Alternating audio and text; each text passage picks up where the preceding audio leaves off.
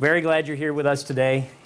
Thank you for joining us. My name is James Allison. I'm the Executive Director of the Eudaimonia Institute, one of the institutes that's sponsoring the conference. It's a great pleasure to be here with you. I have a faculty position here in the School of Business and also in the Department of Economics at Wake Forest University.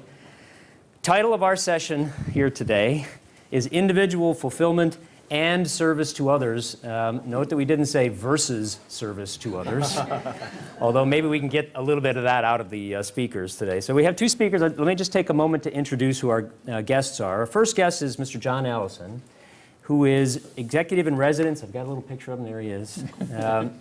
He's an executive in residence here in the School of Business at Wake Forest. Mr. Allison is also a member of the Cato Institute's Board of Directors. That's a think tank in Washington, D.C. He served as the president and CEO of Cato from October 2012 to April 2015. Before that, Mr. Allison was the chairman and CEO of BB&T. That's the 10th largest, if you didn't know, that's the 10th largest financial services holding company that's headquartered in the United States. During his tenure as CEO, I'm going to brag on you just a bit, from 1989 to 2008, BB&T grew from $4.5 billion in assets to $152 billion in assets. He was recognized, Mr. Allison was recognized by Harvard Business Review as one of the 100 most successful CEOs in the world over the last decade. Mr. Allison has received the Corning Award for Distinguished Leadership. He's been inducted into the North Carolina Business Hall of Fame. He's received a Lifetime Achievement Award from American Banker. He's even written some books. He serves on the Board of Visitors of the Business Schools at Wake Forest University, at Duke University, and at the University of North Carolina at Chapel Hill. He's also a Phi Beta Kappa graduate of the University of North Carolina, Chapel Hill. We will not hold that against him. He received his MBA from Duke, and he's the recipient of 6 honorary doctoral degrees. Our second guest, to my further right, is Professor Anthony Parent. Professor Parent received his undergraduate degree from Loyola Marymount University. I've got a picture of you two, there you are. And his PhD from UCLA. He's a professor of history and American ethnic studies here at Wake Forest University. He teaches American, African, and world history. His scholarly focus areas are African America, colonial America, and the history of sexuality. His current research includes the transformation of Virginia Slave Society, a history of slave rebellion, and a narrative and memory of African American service during the American Revolution. Professor Parent also serves on the Museum of the Early Southern Decorative Arts Advisory Board. Did I get that right? Mm-hmm. And is assisting the museum in its interpretation of rooms where Harriet Jacobs lived. He's the author of numerous works, and I'll just mention a couple. One is called Foul Means, the Formation of a Slave Society in Virginia, 1660 to 1740, Where Harriet Jacobs Lived.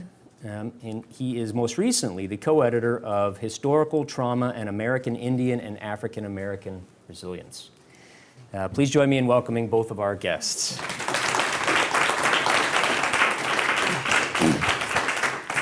So as I mentioned, the title of this session is Individual Fulfillment and Service to Others.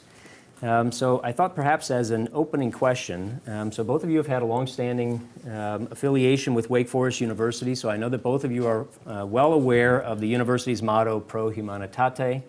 As Melissa said this morning, if you weren't here for the first session this morning, as she said, and I have said on other occasions, Wake Forest, I've been associated with many universities in my career as a student and as a professor.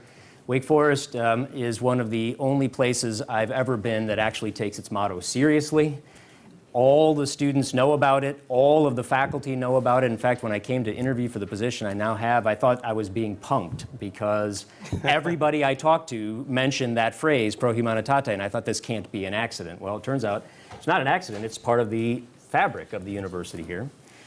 So you know very well this motto, and I thought what I would like to do is to ask you to interpret that motto in terms of the subject of our session. So the session is individual fulfillment and service to others. What do you think how Pro Humanitate, the motto, relates? Does it relate more or perhaps primarily to individual fulfillment or to service to others? Professor Parent, why don't we start with you? Okay, this is the 6 to 7 minutes. Okay. Well, I think it's in dialectical relationship. It's in tandem with one another. You cannot have one without the other. We do, certainly, as professors here, we have a teacher-scholar tradition. So, and the Pro Humanitate is on top of that. So we're expected to be teachers first, of course, here at the university, educators first. Scholars secondly, but the service component of it is a very important part of what we do here at Wake Forest. So the Pro Humanitate is part of that. I think it has to be something that's organic to us. And what I mean by that is that you don't separate it out from one thing to another. It's not like simply going to church on Sunday and living an irreligious life the rest of the week. I mean, it's something that's part of our lives. And I think the best way for me to talk about it is to talk about from my own individual background. I'd like to talk about two different experiences I've had in developing, in reaching individual fulfillment and at the same time serving the community. One will be with the Museum of Early Southern Decorative Arts that you introduced. That's MESDA and the interpretation of Harriet Jacobs. And the second will be with the Lifelong Learning Program here at Wake Forest University, which I'm founding director. In both instances, these are things that are extracurricular to what I do here at the university. MESDA, for anyone who's from Winston-Salem, is part of Old Salem. And so, and it's a museum that was founded in 1964 by Frank Horton, and it's decorative arts. And so I'm a historian, and generally the history I do is more social, economic, even cultural, but not decorative arts. So, you know, but I've been working in the archives of the museum, and I've worked actually with MESDA for years. Actually, since I've come here, I've worked directly with them on ad hoc committees and different opportunities. But then I was asked to serve on their advisory board. And one of the reasons they wanted to do this is instead of simply looking at the furniture and the moldings and the floors for their artistic or aesthetic purposes, they wanted to put it into a historical context. And so they invited me to serve. Well, in that service then, one day I received a call from Robert Leaf, who was the new director, new curator at the museum. He said, "Tony, I think we have something here." And I said, "Well, what's that?" I said, "I think we have the rooms that Harriet Jacobs lived in as a slave girl." Well, I don't know how many of you know. How many of you know who Harriet Jacobs was? Okay. Now, this is a major find, okay? This is Anne Frank's attic, okay? This is a big deal.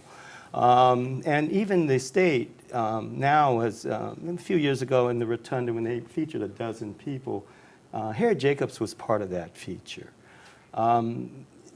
Now, if you go to a university, there's a good chance that you'll find on someone's reading list at that university the incidents in the life of a slave girl, Harriet Jacobs.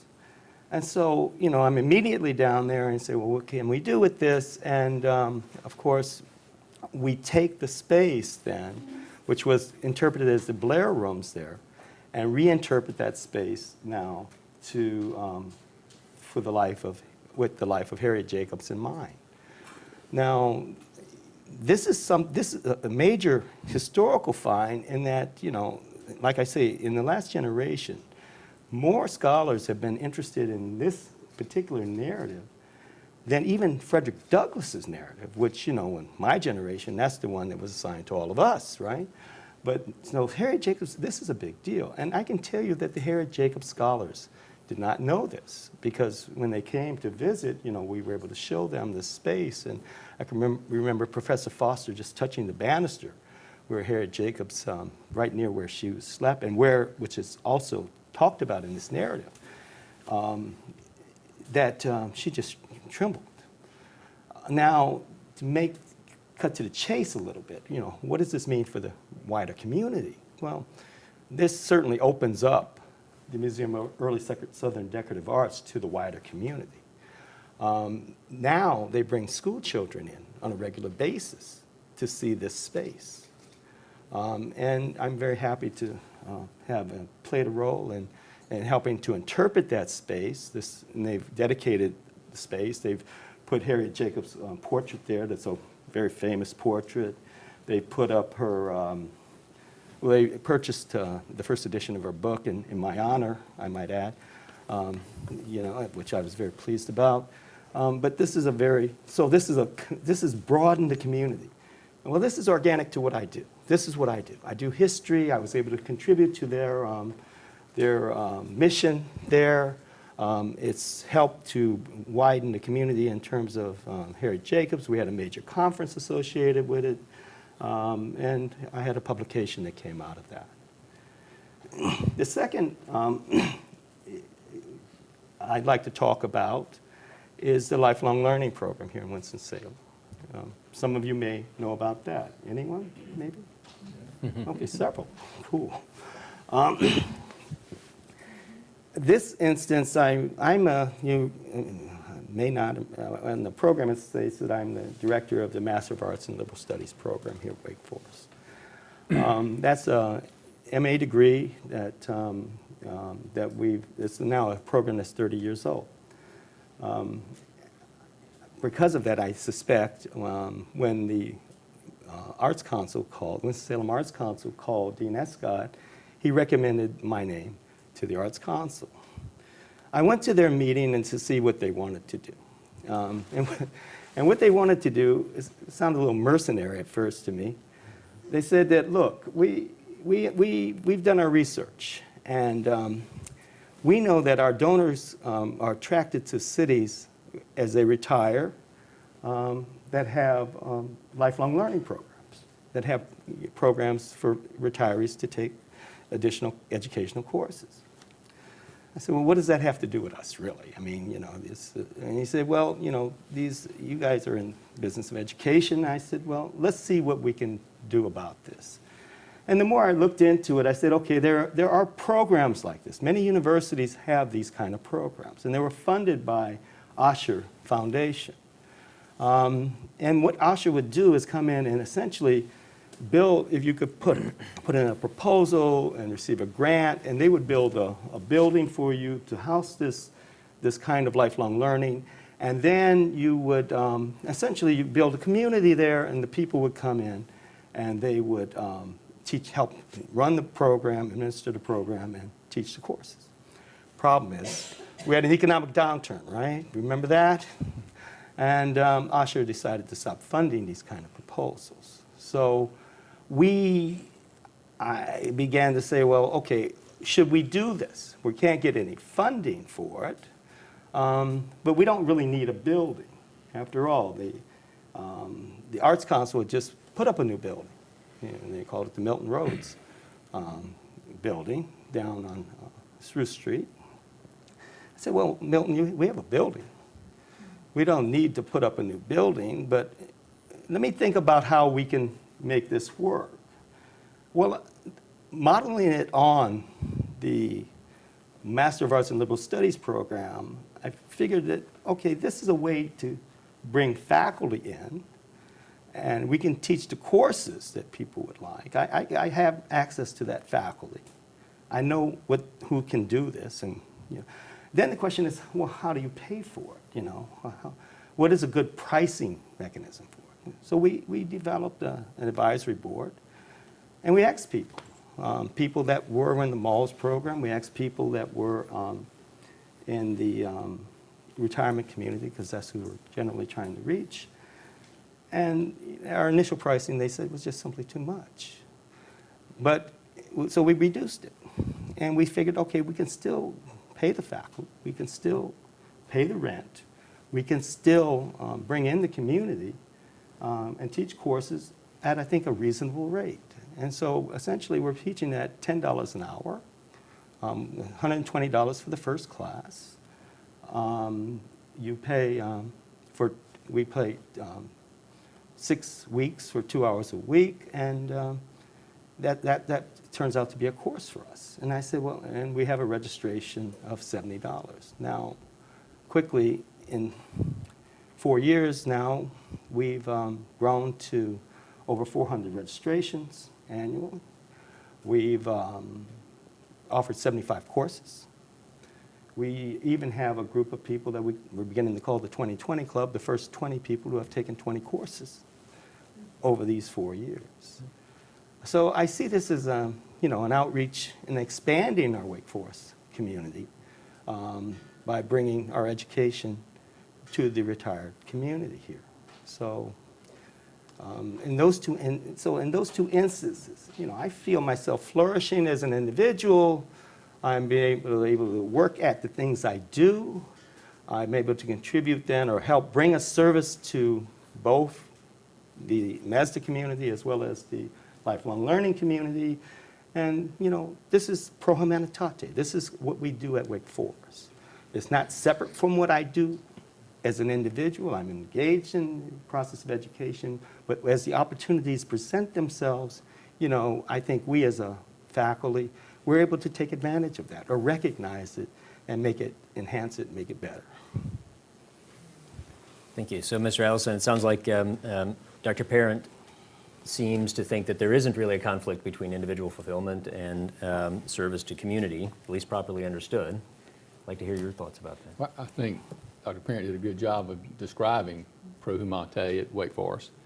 If I had to describe it, I'd say for Wake Forest, to the degree there's a consensus, Pro Humanitate means that individual fulfillment is largely achieved by service to the community. That's kind of the basis of individual fulfillment. I have a very different worldview. I'm probably the contrarian, and I'm going to tell you about my worldview and then come back to what I think community means. As Jim mentioned, I was the president and CEO of the Cato Institute, and I want to give you my elevator speech for Cato. Cato is the world's leading libertarian think tank. Our mission is to create a free and prosperous society based on the principles of individual liberty, free markets, limited governments, and peace.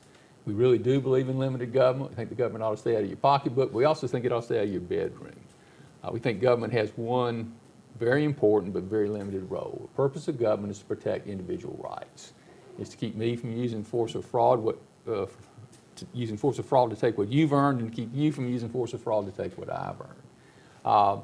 In that regard, we think government has three legitimate functions: national defense to protect us from bad guys overseas, police force to protect us from bad guys in our neighborhood, and a court system so that we can settle legitimate disputes without resort to violence.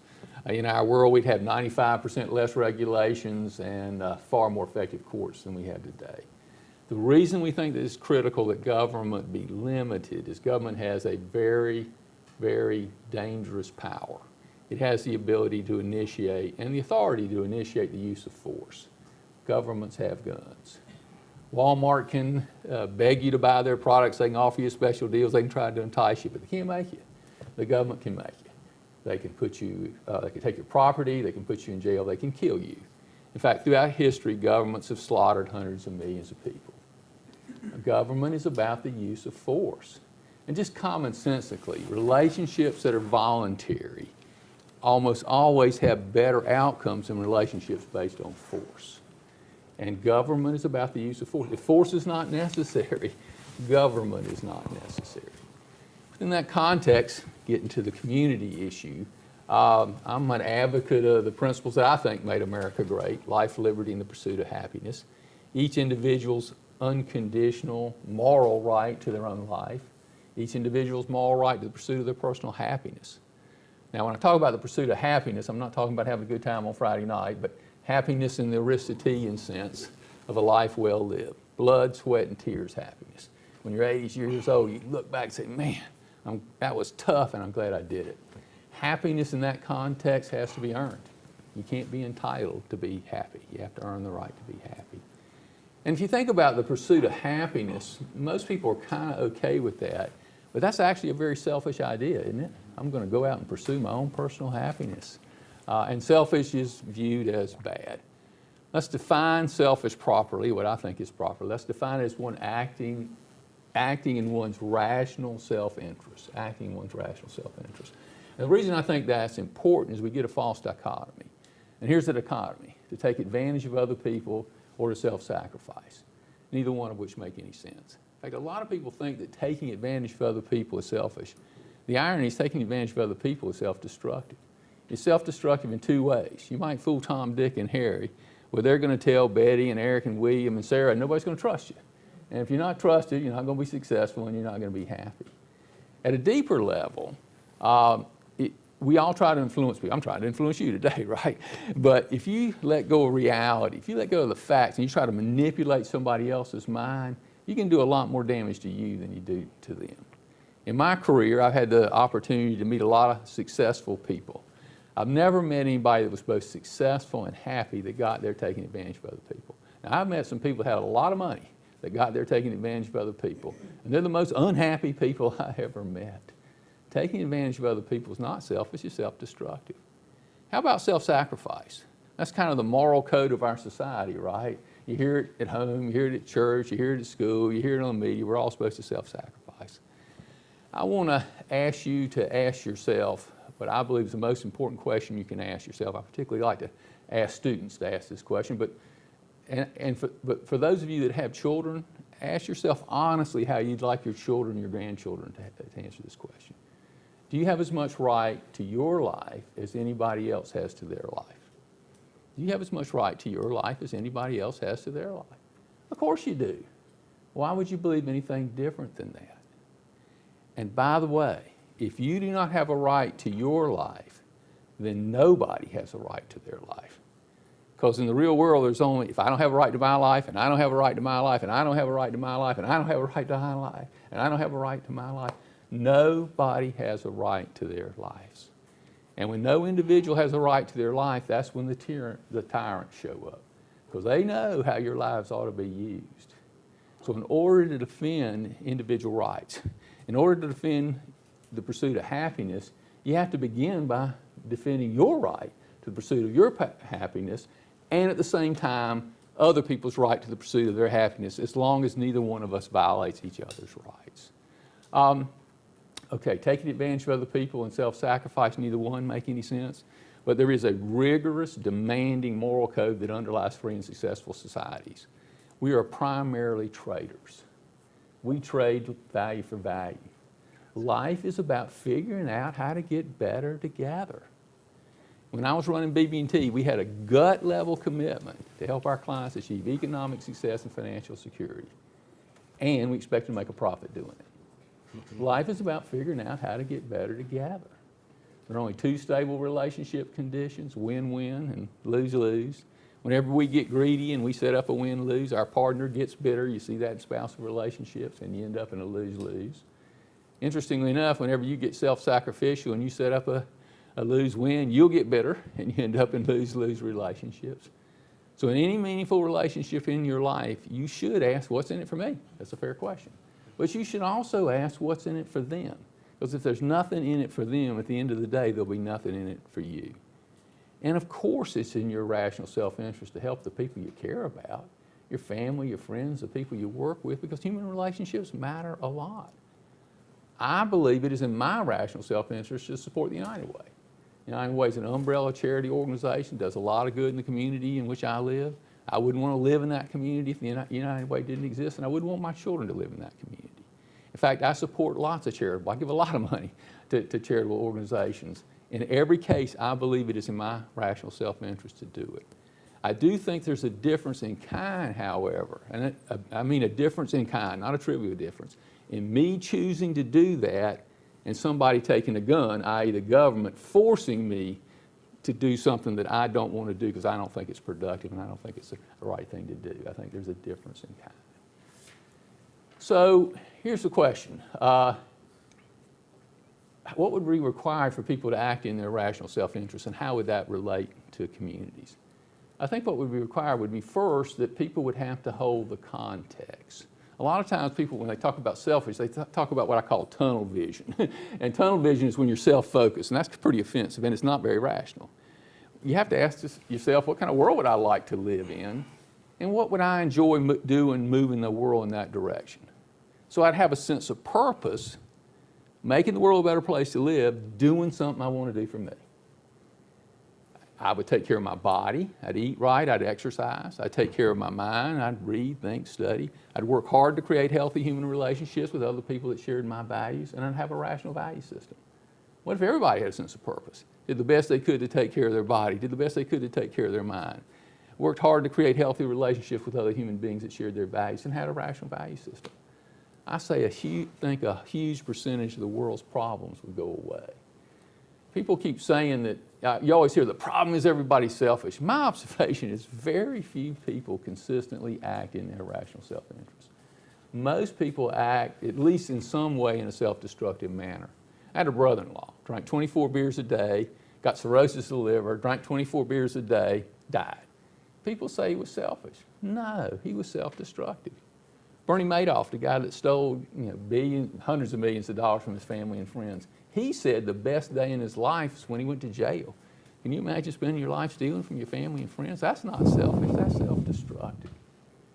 In order to have a free and prosperous society, we have to begin with the right of each individual, the moral right to pursue their personal happiness as long as they don't violate the rights of others.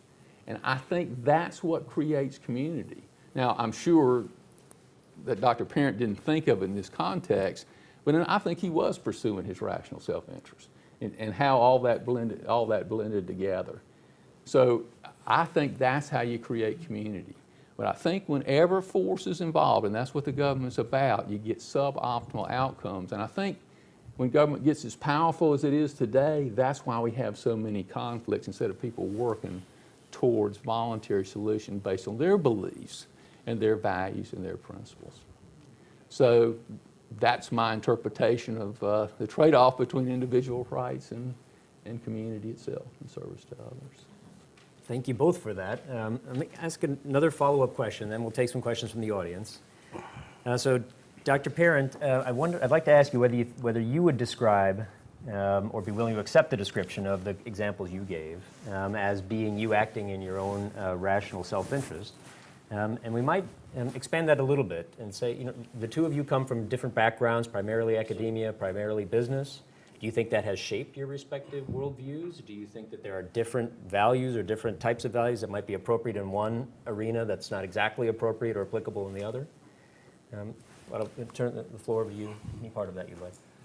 Well, I think, yes, I did act in my rational self-interest. Although I'm not very comfortable with the concept simply of rational self-interest. There's a lot of irrationality in our world.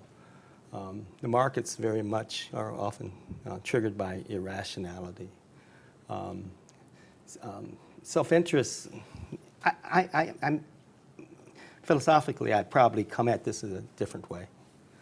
I think we're a part of a society, and I'd like to think of the individual as part of a larger society. And when I mention the word organic, I'd like to think of individuals as and what they do and how they behave in society is contributing to that larger entity as organic beings in that entity, and not necessarily acting simply in their own self-interest. There is a time for self-sacrifice, I believe. When we send young people off to war, they're going to make a self-sacrifice there. Someone's making a sacrifice. And sometimes that's necessary. So, I'm not sure that I would take it to the Adam Smithian position of acting in self-interest is always the best way to behave. There was a follow-up question you had. It was our academic backgrounds as opposed to business background. Yeah, I'm glad you my moral fiber was created not in the academia. My parents probably gave me the moral structure and foundation I needed. By the time I got to university, that was set. So, what I learned in university, I think was important. And what we do in the university, I think is very important. And what I learned in the university was that there were ideas and things that I could learn about the world. I feel that the university should be engaged in it's a place of intellectual integrity and curiosity. I do believe in the diversity of experiences and ideas. And I do believe that it should be a place of tolerance. We struggled with that when I was in university. See, I went to university in 1969, you know.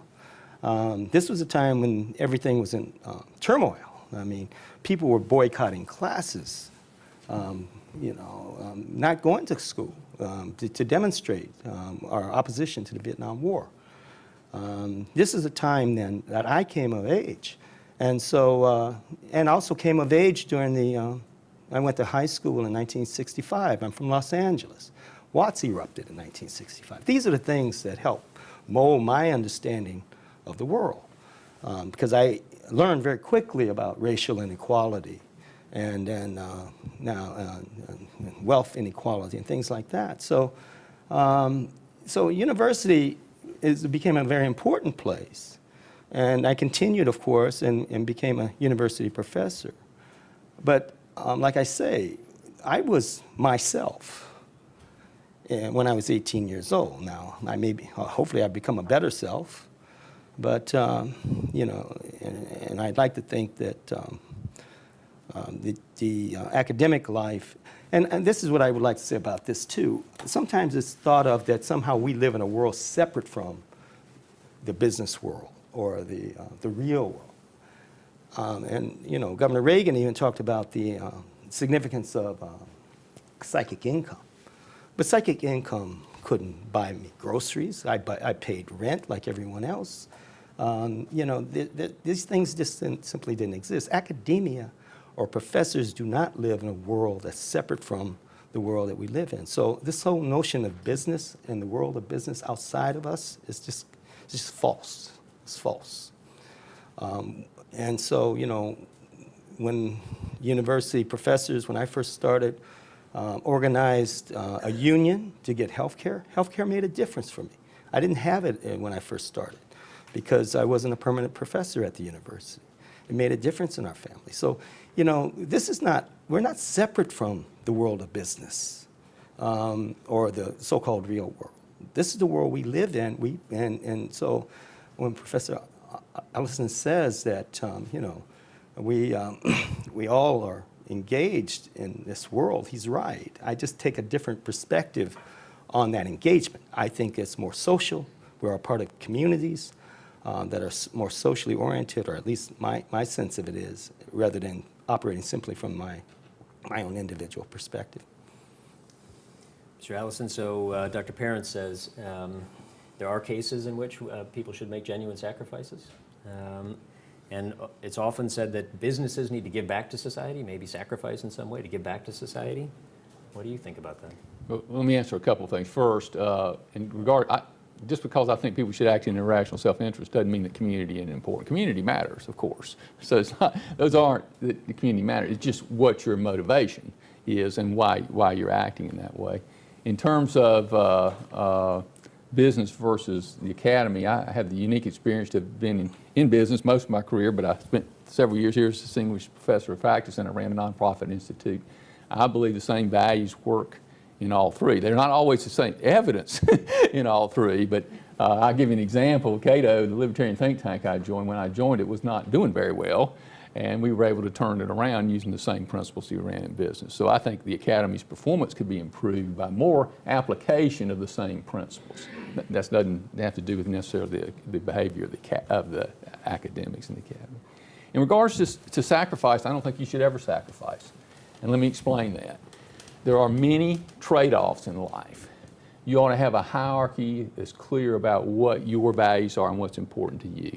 When I was running BB&T, I had numerous occasions where we would offer somebody a promotion. They would come say, I'm willing to take that promotion, but I got to move to XYZ town, and that's a big sacrifice. And my answer would be, if you really believe it's a sacrifice, don't take the promotion. Because you're going to be bitter, you're going to want me to pay you back for making that sacrifice. And it's a trade-off. And you have to decide what the trade-offs are. I'll give you another example. I love my children. If I were faced with a situation where it was my life or one of my children's lives, I would choose to die. Not because I want to die, but because I couldn't live with myself if I had made a different decision. I couldn't sacrifice my children for myself. In terms of the military, I would be willing to risk my life to defend this country because I think this is a unique and special place. I wouldn't want to die. I wouldn't do it out of some kind of sacrifice. I'd do it because I think this is a special place worth taking the risk to defend. So I don't believe in sacrifice, and there are tons of trade-offs in life. And the most important thing you can do is get clear about what your values are and what trade-offs you're ready to make. Because if you view something as a sacrifice, in the back of your mind, you're going to be bitter about it. And that's very destructive. That's very destructive. Thank you. Let's take some questions from the audience. And yes, sir, you've been waiting. You go first. Yes. Yes. Please speak up so we can hear you and be able to hear you in the microphone. Mr. BB&T. Mr. Allison. Yes, sir. Here, let me, there. There's still a lot that has to be unpacked. Set up. And I'd like to start, Go ahead. Please go ahead. I'd like Yes. to start with your reference to Aristotle, the Aristotelian connection with eudaimonia. I don't know what you call it here. It's eudaimonia. To me, that's what I was brought up with. And his happiness had also a connection with social connection. Sure. Some social immorality whereby you're not just dealing with your own happiness, but you also have a concern for your fellow person. Because there's somewhere written in a document that has something to do with the government that says to make a more perfect union. And they're not talking about just me. We're talking about a union. And with that, with Emile's or Rousseau's social contract, that was in fact the impetus for writing that social contract in that document. So now it is a bit myopic to sit here and say that I've got mine and you got yours. It is, to me, it is myopic thinking, and I have concerns about that. I'd like to hear your response. Well, I didn't say that. That's my response. I said that family and friends and community do matter to people. But you have to begin by each individual's right to the pursuit of their personal happiness. And I think that's what Aristotle said, not what Rousseau said, and I don't think the founding fathers would take credit for Rousseau, but anyway. So yes, human relationships matter. Of course they matter. They matter to your personal happiness. But that doesn't mean that you don't have a right to your own life and the pursuit of your personal happiness, which includes human relationships. And it includes a community. I don't know where my ears were, because I was sitting here hearing the same words that came out of your mouth. I literally just said what I said before. Sorry. Yes, ma'am. Hi, I'm Andrea Gendraki, and I have actually a comment and a question. A comment to, I'm sorry. Parent, Professor- like mother, or mother or father. Parent. Yes, we know of your lifelong learning series and very much appreciate it in the community. I'd just like to hear your comments about considering a secondary audience to the retirees. Yes. There are particularly women who have leaned out of our careers, our corporate culture, what have you, to stay home and raise families. And so there's a secondary audience for you. Yes, and we're working on it. I can talk about it. We'd love Yeah, to hear. well, we recently come across the Portland Underground Graduate School model. Theirs reaches out to younger people, a younger audience than ours are retirees. And generally, retirees like to go to class between 11 o'clock and 3 o'clock. So that's why the model's set up as it is.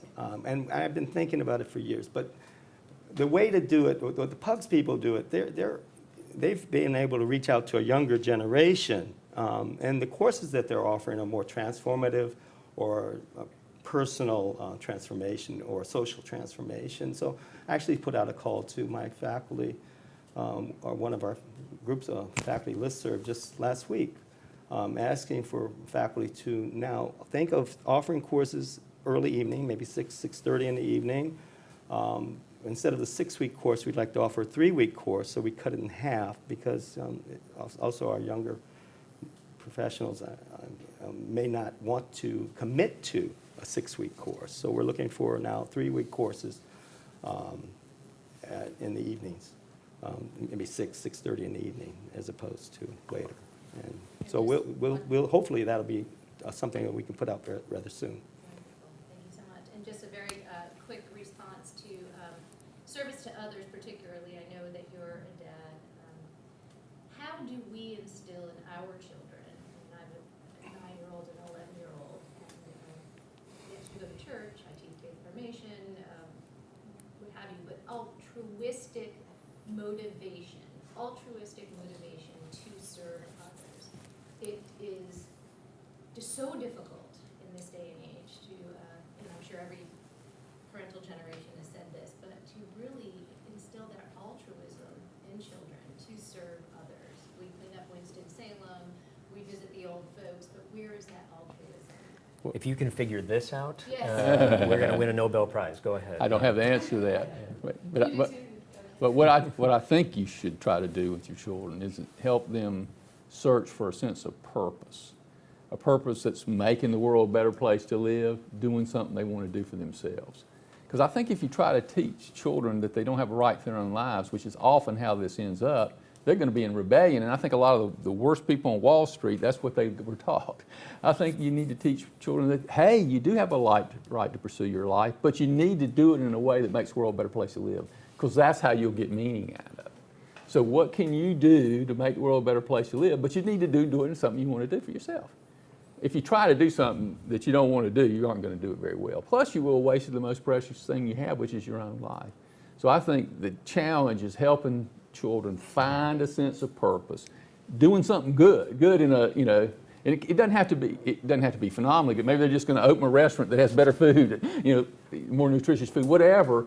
But help them sense that, hey, my life's meaningful, and I need to make the world a better place to live because I'll enjoy doing it, and this is what I'll enjoy doing. So I think that's the way to approach it. Yes, sir, in the back. Yes, sir. Mr. Allison, I'm sure that most would agree with the principles, many of the principles that you've laid out and identified as expressed by our founding fathers, although we know that those principles were not practiced either individually, policy-wise, or collectively for the benefit of all.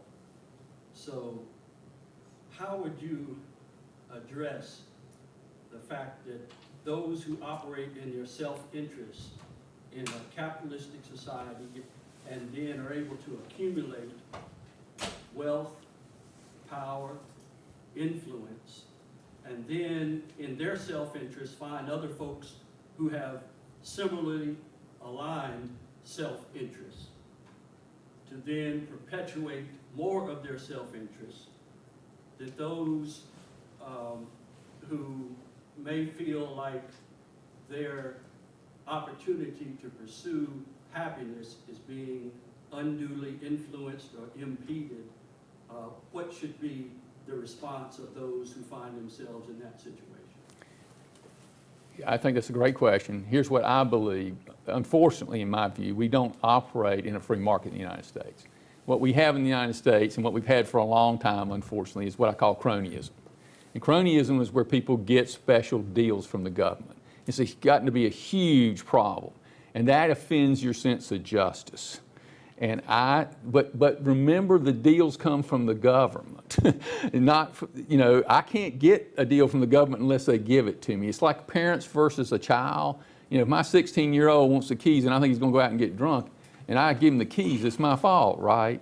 So I think that the limits on government, which is what, I don't claim that the Constitution was perfect, but the idea was that government couldn't give money, give power to lots of people, that we'd operate in a free society based on trade, and those people that provided better products and better services would benefit, and those that didn't. For example, General Electric is a huge cronyist. They get tremendous subsidies from the federal government. I think they're a bad company in that regard, even though they may make good products.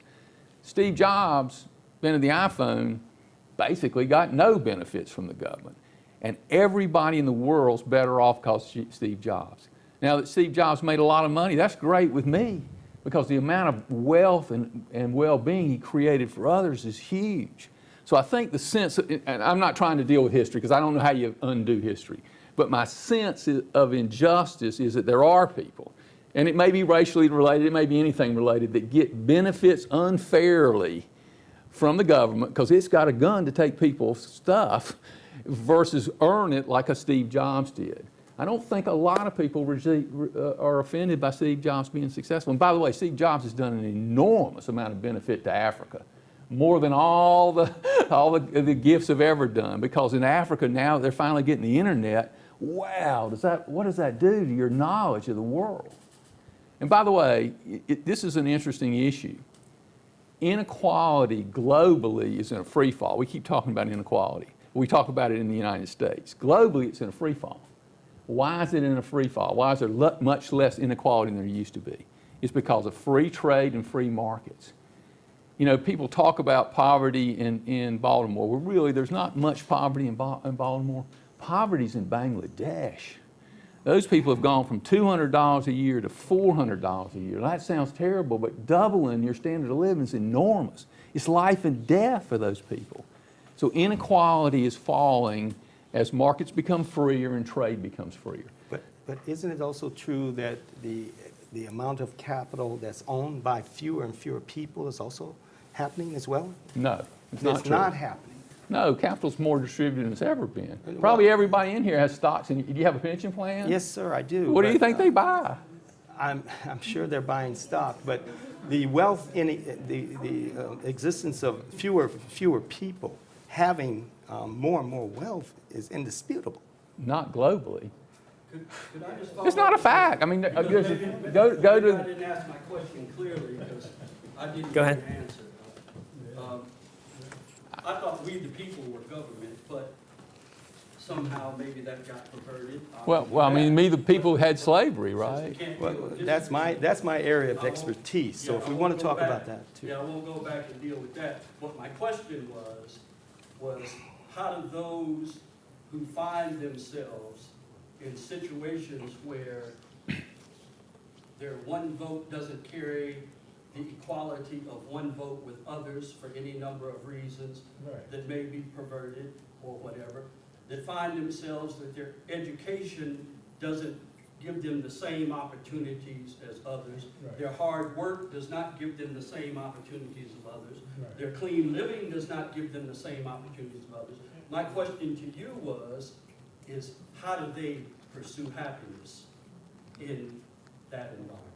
Well, my answer is that they have a sense of purpose for themselves, that they figure out where they can make a difference, and maybe they've got obstacles. You know, I'm not as good a basketball player as Michael Jordan. I wasn't born with his legs. Does that mean I can't be happy because I can't be as good a basketball player as Michael Jordan? I think the idea... Add life and liberty to that, too. Life- The idea is that each individual should pursue their own personal happiness based on their beliefs, and over time, I think that. But I think what you're talking about is in a system that is unfair versus the individuals choosing to change the game by how they live their lives. We have some more questions. Yes, sir, you've been waiting. Go ahead. Yes, sir, thank you. My name is Mike May. I'm a native of this county and lifelong resident, and love this university. I served as the lowest ranking soldier on the battlefield in Vietnam, carrying an assault weapon with my finger on the trigger, pulling it often for years. Proud of that service. I also had a wonderful career in corporate management at middle executive level, 32 years. And I have taken some lifelong courses here. In 2006, it was great. I need to take some more. I'd like to. 2006. But at any rate, my What problem program? with this university and all universities is the fraternities and the sororities and their supremacy mindset. And the prima donna attitudes that possess those people. Give you an example. I did an experiment. I became an Uber driver and transported students around the campus for a year. It was wonderful. I had new equipment. And I would pick up students that were here from China or other countries, and they were great. They were so wonderful. And then I'd pick up students from a fraternity and have 3 or 4 boys in my car. And the disrespect that they exhibited to me and my equipment was unbelievable. So how do you get these fraternity members to realize they're not special? They are not special people. They should not expect to get laid. They should not, they should be self-disciplined. They should be clean. Okay, all right. So, So sorry to interrupt. I'm here just to say that there are about 7 minutes left of the panel. So good luck with that.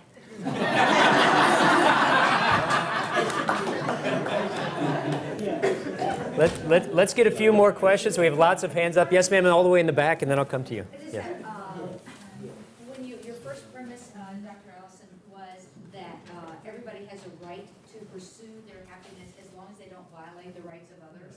And if I understand, and correct me if I'm wrong, that one of the things that your institute, Cato Institute, stands for is getting the government out of our lives, getting rid of regulations.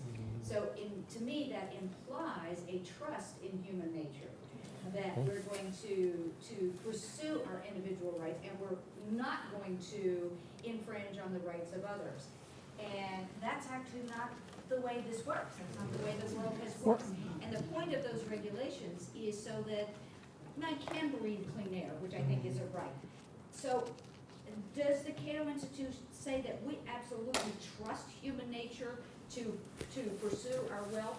Originally, you were introduced as someone who had taken BB&T from this amount of profit to billions and billions and billions of dollars of profit, right? So to me, I don't have that kind of trust because I don't see the evidence that capitalist people will pursue their right to happiness and not infringe on the rights of the lesser skilled or whatever. I didn't say that there isn't a role for government. I said there was a very important role for government. National defense to protect us from bad guys, police to protect us from bad guys Right. in our neighborhood, and then courts so we can settle legitimate disputes. Right. I don't think human nature, I think human nature is just human nature. I think one of the problems is people don't act in their rational self-interest. They do a lot of self-destructive things. Right, but you're. I don't think regulations, in my experience, the vast majority of regulations end up being designed to protect competitors, not individuals. For example, I mean, there was just a court case where the morticians in Louisiana wouldn't let monks build caskets. Now, their arguments was they weren't qualified to build caskets. The real fact was the caskets were a lot cheaper than the morticians were. In North Carolina, you can't buy a car directly from Tesla because the car dealers want to keep Tesla out of North Carolina. The vast majority of regulations are not designed to protect consumers. The vast majority of regulations are designed to reduce competition. In my career, the large banks have failed 3 times. Citigroup's failed 3 times. Every time they've been bailed out by the federal government. That we wouldn't be talking about too big to fail and too big of banks if the government hadn't bailed them out. Now, that's the kind of thing that we think is bad.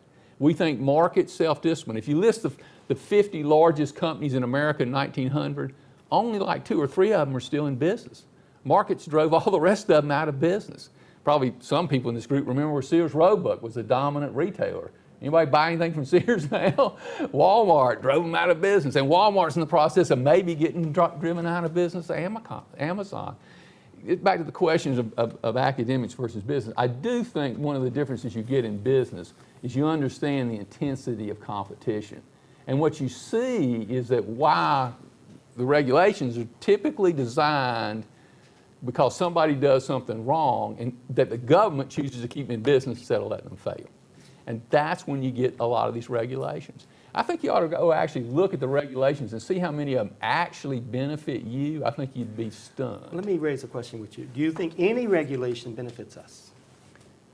I think there are a few regulations that do benefit you. But I think there are other ways and better ways to For solve. example, like EPA, Food and Drug. Well, I'm for the legalization of drugs for adults. I think that people get to do bad things for themselves, just like they should be able to smoke marijuana, and making it illegal has killed a lot of people in South America, and I think that's bad. I think that without a better court system is why regulations have been necessary. For example, I would say the EPA has done some good things. They could have been resolved in a more efficient manner if we had better courts, because if I damage your air, then you ought to be able to sue me till I go broke. I don't have the right to damage your air. But instead, what we've got is regulations that, interestingly enough, one of the things they've done is grandfather coal-fired plants in the Midwest for the EPA. And what that means is the utilities keep these plants running because they're grandfathered. In a free market, those guys would have been out of business long ago. So it's been a real mixed bag that could have been achieved in a better, more productive way. I think there'd actually be better regulations, not that everything the EPA has done wrong, that there are better ways to get there. Because remember, there's a huge amount of political power going on in these games and trade-offs. You know why we don't have a high-speed rail system in the United States? Because the truckers are hugely subsidized by the federal government, because they got more political clout through the Teamsters than the railroads do. So that's why we don't have a high-speed rail. So there are regulations. In the early 1960s, let's give you an example. The railroads invented a much bigger hopper car to move corn. It took them 10 years to get it approved by the ICC because the truckers didn't like it. That's not regulation, that's cronyism. It's regulation. Regulations are cronies. That's what they do. So most of the regulations in my career have been destructive for consumers, and they've been negative for well-run institutions. And this is the other thing. What happens when you get too many regulations, people focus on the regulations instead of on ethics. And I think it's better to have the right ethical principles and to hold people responsible and punish them when they misbehave. That's how we ran BB&T. We held people responsible, and we rewarded them when they did a good job, and we punished them when they didn't. And that's a much more powerful thing than regulation. But that's Let's give you the last word, you're Dr. the Fair. government. You were the government. I didn't have a gun. That's No, a difference in well, kind. That's a difference in kind. But you were the government at BB&T, and you held them to a standard, and they disobeyed that standard, you punished them. Yeah, I mean, and but that's I what didn't we, have a the gun. people, then have a government, and that's the way our government should operate. Ladies and gentlemen, we're going to have to call a close. I'm sorry. Please join me in thanking our panelists. I suspect we may have a few more things to discuss, and maybe our panelists would be willing to stick around for a couple of minutes. Thank you very much, and we'll see you at noon. Yes.